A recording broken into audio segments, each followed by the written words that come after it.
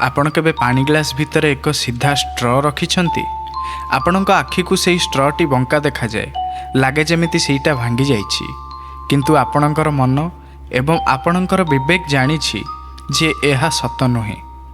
स्ट्रटी सीधा बोली जानिबा पई आपण ताकू छुईबा दरकार नाही, केवल चिंता करिबा दरकार। एवं एहा हेउछि हेतुवाद बा जुक्तिवादर प्रवेश पथ। आजिका दुनिया रे बहुत मिछ खबर, अंधविश्वास एवं भ्रमात्मक दृश्य आपण को निज जीवन रे किंबा सोशल मीडिया रे देखिबा को मिलुथबो, किंतु एठारे जुक्तिवाद बा जहाको आमे हेतुवाद भी कहू, ताहा एक गुरुत्वपूर्ण प्रश्न पचारे। जहाँ आमे देखुचंती ताहा जदि मिछ होई थाई पारे, जहाँ आमे अनुभव करूचंती ताहा जदि मनुष्यकृत होई थाई पारे। तेणु आज आमे अनुभवर विशृंखला को छाड़ी मनर स्पष्टता आड़क अग्रसर हवा हेतुवाद साहाय्य रे। तेबे आम मनरे प्रश्न उठे, एही हेतुवाद बा जुक्तिवाद केबेठु आरंभ होइथिला एवं किए एहार कर्णधार थिले। हेतुवाद बा जुक्तिवादर कहानी सप्तदश शताब्दी आरंभ हुए।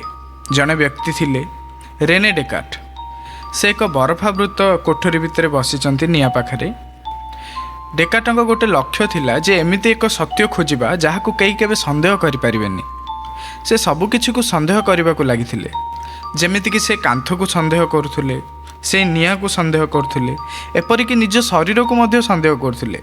से भाबिले जदि कहीं मो इंद्रिय को ठगु थाए एवं सबु मिछ होई थाए, किंतु सेतेबेले से एक सत्य पाइले। से अनुभव कले जे जदिओ तांकु कहीं ठकुचंती तथापि से चिंता करुछंती ठकामीर शिकार हेबा पाई मध्य तांकर अस्तित्व रहिबा जरूरी। तो तांको हिसाब रे जेहेतु मु चिंता करुछि तेणु मु अछि। जुक्तिवादी पई एहा थिला एक विराट विस्फोरण। ज्ञान बाहर दुनिया रो आरंभ हुए नहीं, एहा मन भितर आरंभ हुए। एहा हेउछि जुक्तिवाद बा हेतुवादर मूल दुआ। बाकी सबू केवल संभावना, जहाँ को कोइंसिडेंस कहा जाए।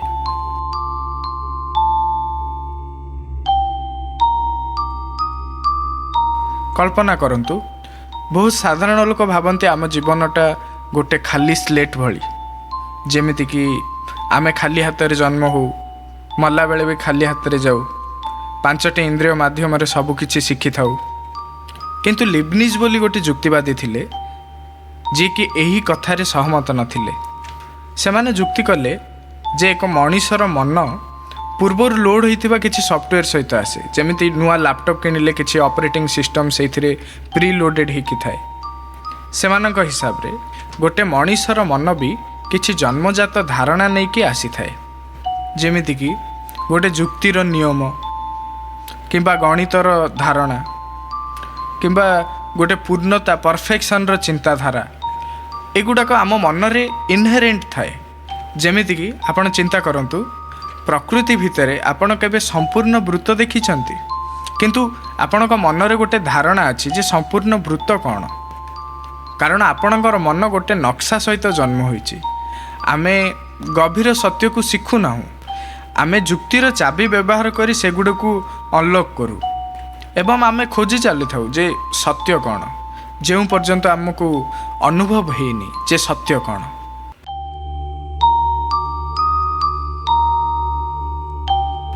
एबे आम मनरे प्रश्न आसे जे गोटे जुक्तिवादी बा हेतुवादी एही पूरा दुनिया को केमिति देखे।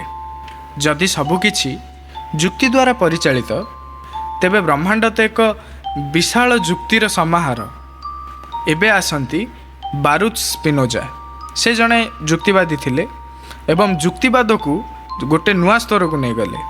स्पिनोजा पई ब्रह्मांड कौनसी आकस्मिक घटना बा चमत्कार समाहार नुहे, यह एक कज एंड इफेक्टर आउटकम, जेमिति गोटे कार्य आउ कारणर फल। स्पिनोजा विश्वास करुथिले जदि आम पाखरे पर्याप्त कारण थाए तेबे आमे सबु किछि बुझी परिबा। नक्षत्र मानकर गति ठारू आरंभ करी आज सकाळे आपण काहीकि रागिले से कारण पर्यंत सबु जिनिष जानी परिबा। तांको पई भगवान आकाशरे थिबा कौनसी व्यक्ति नथिले, बरं ब्रह्मांडर एक अंतर्निहित जुक्ति बा कारण। एक जुक्तिवादी बा हेतुवादीर नजर रे भाग्य बोली किछि न थाए, ଅଛି କେବଳ ତଥ୍ୟର ଅଭାବ।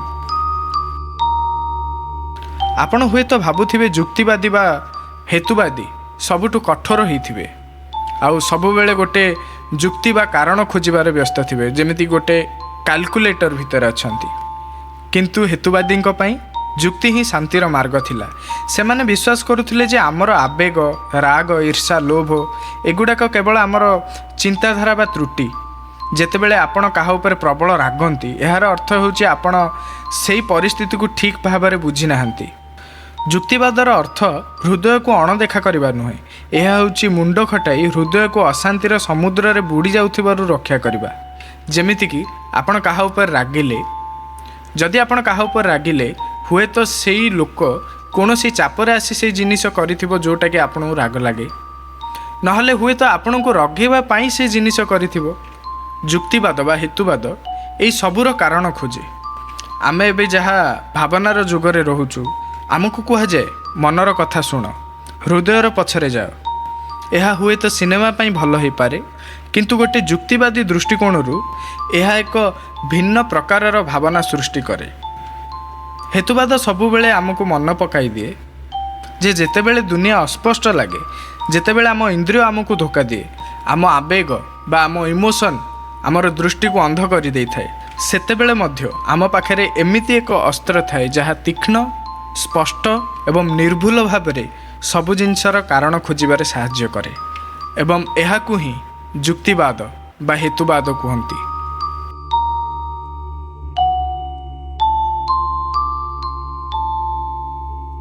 ପରବର୍ତ୍ତୀ ସମୟରେ ଯେତେବେଳେ ଆପଣ କୌଣସି ଜିନିଷର ସତ୍ୟତାକୁ ନେଇକି ଅନିଶ୍ଚିତ ହେବେ, କେବଳ ଚାରିଆଡ଼କୁ ଚାହାନ୍ତୁ ନାହିଁ, ନିଜ ଭିତରକୁ ଚାହାନ୍ତୁ, ଚିନ୍ତା କରନ୍ତୁ, ବିଶ୍ଳେଷଣ କରନ୍ତୁ। କାରଣ ଆପଣଙ୍କ ପାଖରେ ଥିବା ସବୁଠାରୁ ଶକ୍ତିଶାଳୀ ଜିନିଷ ଆପଣଙ୍କର ଶରୀର ନୁହଁ, ଆପଣଙ୍କର ବିବେକ, ଆପଣଙ୍କର ମସ୍ତିଷ୍କ। ଆମ ସହିତ ଏହି ମନର ଯାତ୍ରା କରିଥିବାରୁ ଧନ୍ୟବାଦ।